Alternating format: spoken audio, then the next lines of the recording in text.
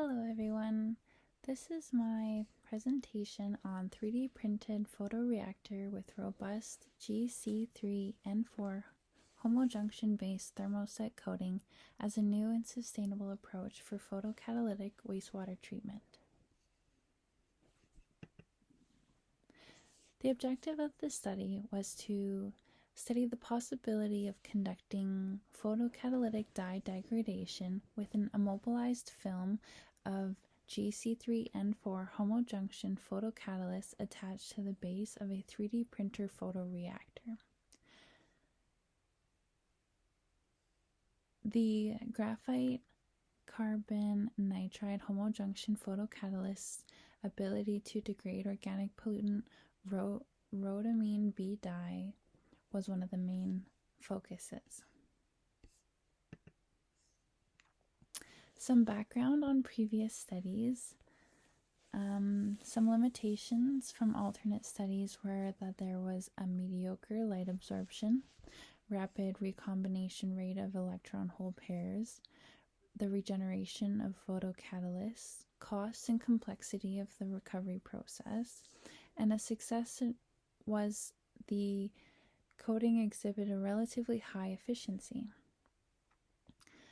Other photoreactors constructed for water treatment are parabolic trough solar collectors, compound parabolic collectors, and inclined plate photoreactors. Though these alternate photoreactors feature distinctive characteristics that are advantageous for water treatments, they have many flaws in terms of materials, fabrication, and cost, let alone tremendously time-intensive. This research is done in order to correct these difficulties and have a more green, advantageous photoreactor for wastewater treatment. Some background on how this product was prepared is by 3D printing, by an anacubic photon 3D printer to be exact. The wide range of materials can be selected for 3D printing. It is very flexible, computer-aided designs for facilitation of construction of many devices. There's a very short production time and is customizable to specific photocatalytic application, specifically to this research, and it is very environmentally friendly.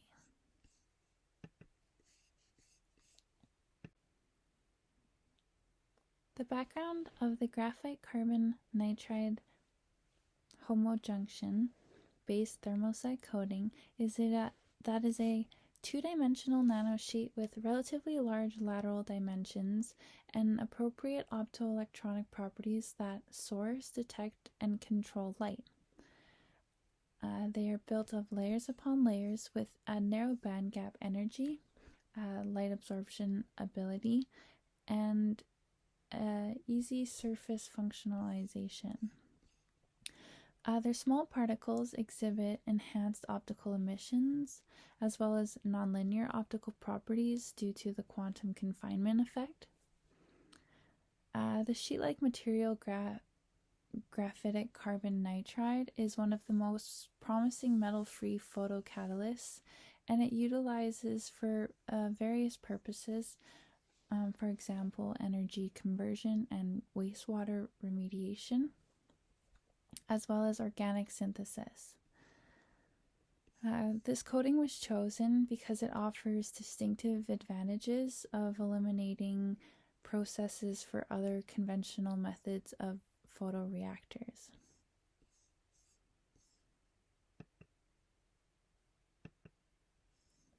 The relevance and impact. On the society, we have polluted water bodies, a mass global water usage with coinciding inefficient wastewater management and water-related climate hazards. How can photocatalysis help?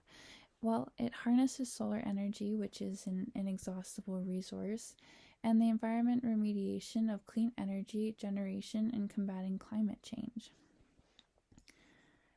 Due to the demand that is rapidly growing with our mass population, it calls for swift measures to preserve the environment in natural and sustainable ways.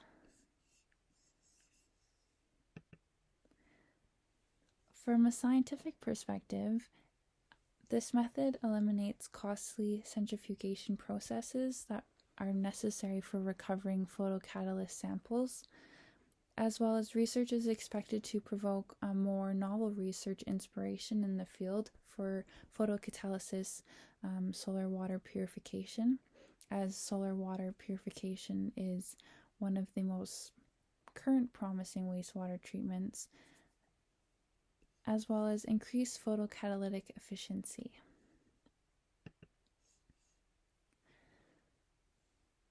The initial method is the 3D printed photoreactor. It is a high HDT resin and eco UV clear resin that is used. It is about 4 centimeters by 2.5 centimeters and a 0.6 centimeter depth. The edges are lined with a rubber ring and screws to prevent the leakage of the dye, organic material.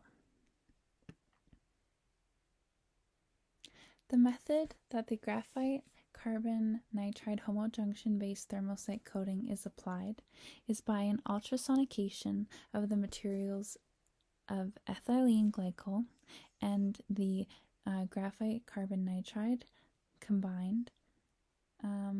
The addition of a hema and polyhema collection under photographing then allows the cross-linking of citric acid, which is then coated on the 3D printed photoreactor and cured with hot air to allow the evaporation of remaining solvents. The method of the RHB degradation under a 50-watt LED light irradiation. The 50-watt power source is about 10 centimeters distance away from the photoreactor. The use of polytetrafluorine ethylene tubes at a flow rate of 1.5 mils per minute of the RHB dye. The samples are then collected in cuvettes in 4-hour intervals over a period of 24 hours, where the UV vis is then ran on the samples collected.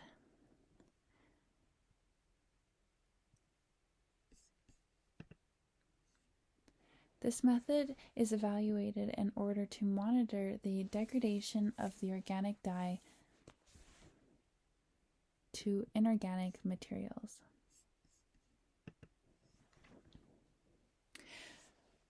Another important method is the field emission scanning electron microscope imaging. It allows us to investigate particle size and shape. It is an electron probe that scans over the surface of the material while interacting with it, and it can detect particles as small as 1 nanometer in size, and it produces an image of the structure. In the findings, we will get to looking at the exact image determined from the 3D printed photoreactor and its corresponding graphite carbon nitride coating. It was used to analyze the surface morphology, analyze the microstructure of the photocatalytic reactor, and to analyze the thermoset coating to ensure the structure of the graphite carbon nitride remains intact in its nanosheets. Further elemental analysis used in this research is the energy dispersion X-ray spectrum, which is an X-ray technique used to identify the elemental composition of materials. Fourier transform infrared spectra, a technique which is used to obtain infrared spectrum absorption and emission, as well as to detect different functional groups. A thermogravimetric analysis to study the thermal stability and cross-linking process of the graphite carbon nitride based thermoset coating, where the thermal ramp rate was set to 10 degrees per minute up to 1,000 degrees in a nitrogen atmosphere. Next, a two-dimensional atomic force microscopy imaging to study the thickness and topographic measurements of the surface of the photo-cured resin, photoreactor, and the graphite carbon nitride-based thermoset coating. A measurement of the water contact angle is measured by a 5 microliter dropout size at room temperature using an optical tension meter. Other elemental analysis are total organic carbon analysis, scavenging tests, conduction band and valence band potential mechanism plotting, as well as UV visible to monitor the absorption of the RHB dye degradation under irradiation of a power source. Starting out the findings at the graphite carbon nitride homojunction-based thermoset coating. The thermal treatment affected the way in which the coating was cured. Quantification of each component and their respective mass loss and corresponding boiling points are represented in this table of supplemental information. Based on their respective boiling points, it was deduced that the entire water composition was lost due to evaporation, while fractions of the ethylene glycol, citric acid, and HEMA that were not likely attached to the graphite carbon nitride as they were also evaporated. Despite having higher than 120 degree boiling points, the initial decomposition temperatures of ethylene glycol are approximately between 65 and 100 degrees respectively, resulting in some loss during the thermal curing process. Therefore, there was a remaining thermoset coating that was made up of 2.8% of graphite carbon nitride and 5.5% cross-linked ethylene glycol with photographed HEMA along with a very, very small amount of citric acid residue.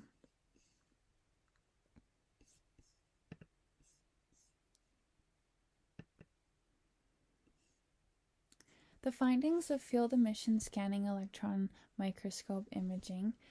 I'm just gonna grab my cursor. So the photocured resin of the photoreactor structure that was 3D printed is shown in images A and B. A is 100-time magnification and B is 1,000-time magnification. As you can see, there is a homogeneous texture. The 3D printed resin exhibited this texture with parallel lines across, and a fibrous texture seen in figure B. It displays a magnified view of the resin with fibrous texture that is typically seen for polymer resins. So this is as expected. For the graphite carbon nitride based thermoset coating for C and D, we have 1,000 magnification and a 10,000 magnification. We see an aggregated and dense graphite carbon nitride structure that was observed, whereas the enlarged image here reveals the two-dimensional nanosheets structure that are interconnected. This type of findings is very important because we want to ensure that the nano coatings remained intact. Findings on IR spectra, TGA spectra, and additional elemental analysis. The chemical composition and molecular structure of the photocured resin and graphite carbon-based thermoset coating were analyzed by IR, presented in this IR graph above. The graph displays two broad bands at the higher wave here at about 3,400 and 3,600 inverse centimeters that were corresponded to the stretching vibration of OH and uncondensed NH groups, while the ones at 2,800 and 2,900 were associated with carbon-hydrogen alkane groups. On the other hand, the sharp peaks that we see at 1,600 100, and 1400 were attributed to stretching vibrations of carbonyl groups and bending of the CH and methyl groups, respectively. As for the lower peaks, this corresponds to stretching of the carbon-nitrogen aromatic rings as well as the carbon-oxygen groups from alcohol and distributed CH groups. The roughness of the coating, its properties, and water contact angle were all important element studies because the increased water resistance on the surface is advantageous for the photocatalytic application of the dye degradation, as the contact area between the catalyst and the organic pollutant was improved by the water-based RHB dye solution. The water contact angle had a sharp increased angle after the coat was added, and this could be attributed to the hydrophobic properties of the polymer chains. Finally, the second graph is the TGA spectra with no notable changes to the topography before and after the coating was applied. The findings of the degradation of the photocatalysis and absorption of the RHB organic dye is represented in this imaging here. As we can see, the concentration of the dye went from dark pink to virtually colorless. This was collected over a 24-hour time period at 4-hour intervals. It can be observed that the color of the organic dye changed from its characteristic dark pink to light virtually colorless, as previously mentioned. The 3D printed photoreactor was applied with the thin layer of the graphite carbonitride based thermoset coating, and it achieved the removal of an efficiency of 95.62%. The absorbance trend displayed by the dye solution subject that the LED light irradiation in the presence of the graphite carbonitride based thermoset coating was well depicted. The dye concentration diminished over time as the photocatalytic degradation occurred. The absorption capacity of the graphite carbonitride based homojunction coating is very high, managing to absorb 74% of the dye over 24 hours. This highlighted the significance of absorption and photocatalysis in expediting the removal of waterborne cationic dyes. The total organic carbon concentration decreased gradually over time at 78.56 removal in the 24-hour period. This test was conducted to assess the effectiveness of the RHB photomineralization that was facilitated by the thermoset coating.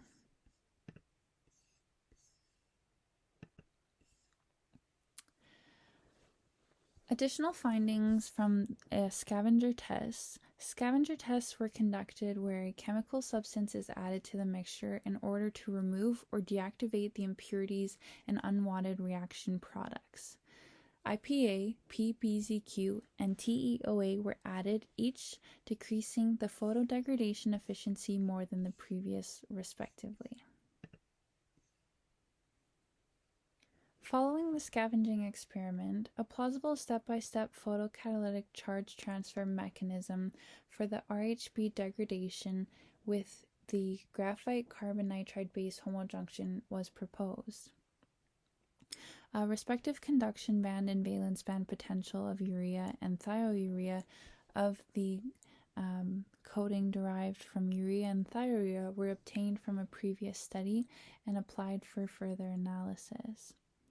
There was a photo-induced charge carriers initiated redox reactions on the surface of the nanocomposite coatings, enhancing the photodegradation efficiency. In conclusion, I felt as though the objectives were met successfully, as it was proven possible for the photocatalytic wastewater treatment to degrade the dye in this research. The pros were It is a shorter process, more cost effective, a green system for wastewater treatment. I found it very interesting that they determined the ability for the photoreactor to be reused, as it was tested for its recyclability and was reused for 5 consecutive cycles, providing the same results for each consecutive run with no noticeable decline to the photodegradation abilities. And the thermoset coating also remained intact and secure to the photoreactor for reusages. It proved to degrade 95% of the RHP dye. Some cons, however, are it is still in early stages of development and further research should be conducted. There was a decline of performance when the TEOA is present, and I would have liked to seen degradation tests with alternative organic material for a broader series of tests and other results, perhaps with other coating materials, which I would presume would be future studies for this research. Thank you all so much for listening.